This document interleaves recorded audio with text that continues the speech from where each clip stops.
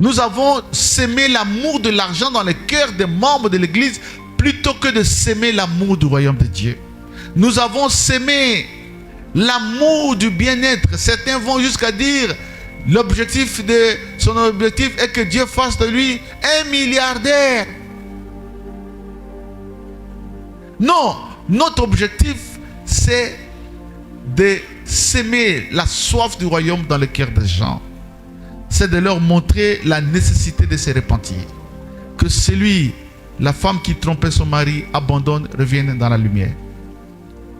Que celui qui faisait le braquage, abandonne, vienne à la lumière. Celui qui se prostituait, abandonne, revienne à la lumière. Celui qui est dans la haine contre les autres, qu'il abandonne, qu'il vienne à la lumière. Celui qui volait à la maison ne vole plus. Celui qui s'empiffrait d'alcool, les soulards, qu'ils abandonnent, qu'ils reviennent au Seigneur. C'est ça le réveil. Mais combien nous prêchons dans nos églises ce genre de message? Non, nous prêchons. Tu auras un héritage. Tu auras ceci. Dieu va écraser tes ennemis. Mais qui sont ces ennemis? Des paroles de futilité. Des belles paroles, mais qui n'ont pas de pouvoir de donner la vie aux gens. C'est pourquoi, même au temps du réveil, nous avons vu le réveil à la Pentecôte.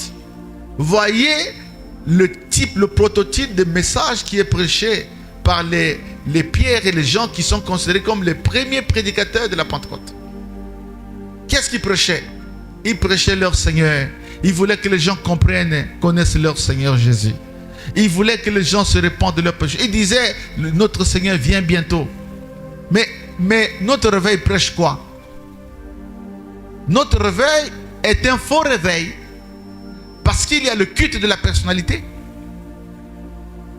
Notre réveil, c'est-à-dire les serviteurs de Dieu, plutôt que de chercher la gloire de Jésus, ils cherchent leur propre gloire. Ce n'est pas un réveil.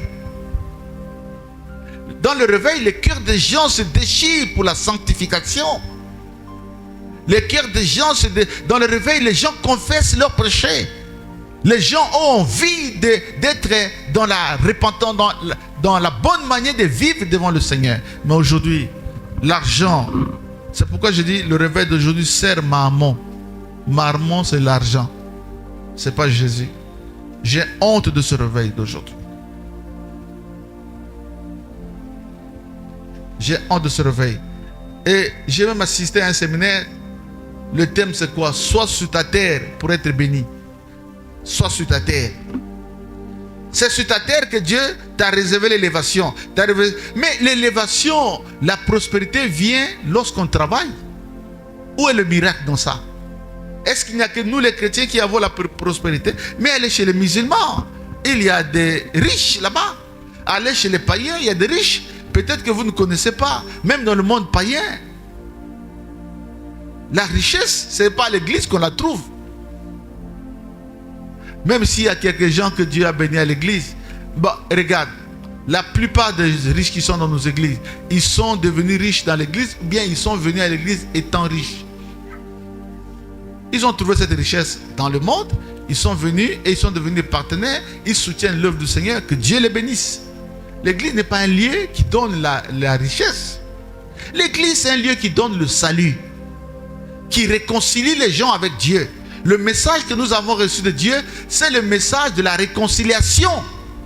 Justement, à cause de cette œuvre salvatrice. Oh, mes frères prédicateurs, est-ce qu'il y a une chose plus grande que l'œuvre que Christ a accomplie sur la croix? Est-ce qu'il y a une bénédiction dans ce monde que Dieu puisse nous offrir, qui soit plus que ce qu'il a fait sur la croix? C'est l'apogée de toutes les bénédictions. Si nous croyons que... J'ai comme l'impression que dans notre pays, le Congo, surtout les deux Congos, le réveil est mal orienté. Les cupides ont transformé l'évangile. Notre plus grande bénédiction, ce n'est pas des choses que nous pouvons obtenir sur cette terre. Notre grande bénédiction a déjà été obtenue lorsque le Seigneur Jésus est monté sur la croix. Et quand je crois en Jésus, je suis déjà béni. Je n'ai pas besoin qu'un apôtre spécial vienne m'apporter la bénédiction. Mais en croyant en Jésus, je suis déjà béni. J'ai besoin d'un pasteur pour m'enseigner la parole. J'ai besoin d'un apôtre pour m'enseigner. Mais je n'ai pas besoin d'un homme pour me bénir parce que Jésus m'a déjà béni sur la croix. Ce sont les paroles que nous devons entendre. Il y a des gens qui n'ont plus confiance en Jésus, mais qui l'ont transféré aux hommes de Dieu. Ça, c'est l'égarement. Celui que nous voulons toucher, c'est Jésus.